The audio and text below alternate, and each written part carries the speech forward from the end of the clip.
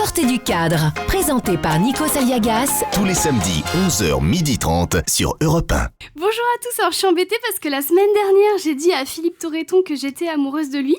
Mais c'est parce que cette semaine, je pensais qu'on allait recevoir un invité moche. Or, on reçoit Lambert Wilson. Et après, si je déclare ma flamme, ça va faire la fille facile. Mais bon, même si je sais que Lambert Wilson ne me jugera pas. On peut se partager entre Torreton et moi, c'est bien, c'est pas mal. Faudra pas me le dire deux fois. Non, c'est vrai, vous me comprenez. Ça, Lambert Wilson, c'est un des seuls à avoir compris le scénario de Matrix. Alors, il serait pas étonnant qu'il soit aussi un des seuls à comprendre les femmes. Lambert, vous êtes un homme aux multiples talents et à la fois dans votre vie, tout se recoupe. Par exemple, vous chantez, mais aussi parrainez un festival de la correspondance. Or, la chanson et la correspondance, c'est pareil. Pour que le message passe, il faut avoir un joli timbre. Vous avez, vous avez été maître, je l'ai fait rire. Vous avez été maître de cérémonie à Cannes et serez bientôt le commandant Cousteau. Et là aussi, vous êtes jaloux, Nikos, c'est pour ça. Ouais, c'est ça, tout me tombe des mains depuis tout à l'heure. Bref, tout se recoupe parce qu'après tout, le festival de Cannes et le commandant Cousteau sont tous les deux célèbres pour leurs palmes. Alors, c'est pas facile d'être maître de cérémonie à Cannes, le but du jeu étant aussi de mettre en valeur un président. Et je me dis que peut-être c'est ça qui a manqué à François Hollande. Il n'a pas eu de maître de cérémonie. Par contre, à un moment, il a eu une maîtresse.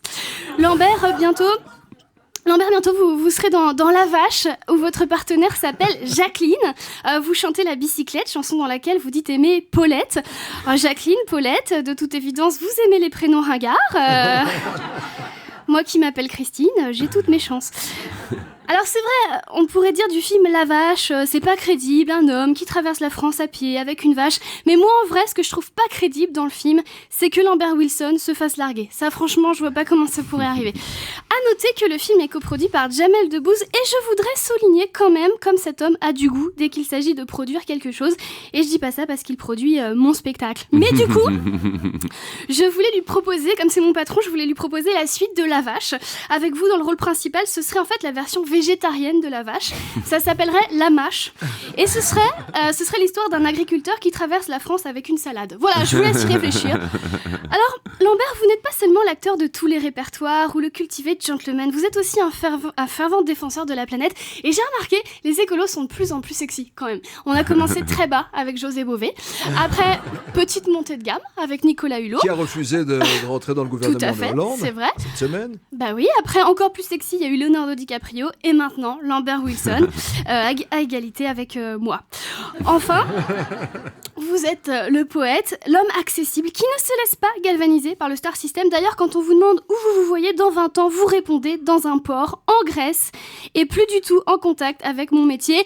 Du coup, là-bas, évitez quand même de croiser Nikos, parce que lui, dans 20 ans, il se voit encore avec ses questions noires et blanches. Donc... On verra bien. Lambert, moi je vous adore depuis le film Jefferson à Paris. Vous incarnez le marquis de Lafayette. Alors le marquis de Lafayette, j'explique à Nikos, ça n'a rien à voir avec les galeries. C'est bon, je la voyais celle-là. Lafayette était une figure de la Révolution mais aussi de l'indépendance des États-Unis. Et comme vous, il était habité. Voilà, tout aristocrate qu'il était, il croyait en un monde plus juste et en l'égalité des chances. On retrouve ça chez vous quand vous déclarez que la notoriété ne sert qu'à défendre des causes. Et ça me séduit encore plus que votre physique de prince charmant. Voilà, je vous attends à la sortie pour vous montrer le scénario de La Mâche. Merci beaucoup pour votre présence sur le téléphone. Merci. Bravo Christine. Christine Béraud.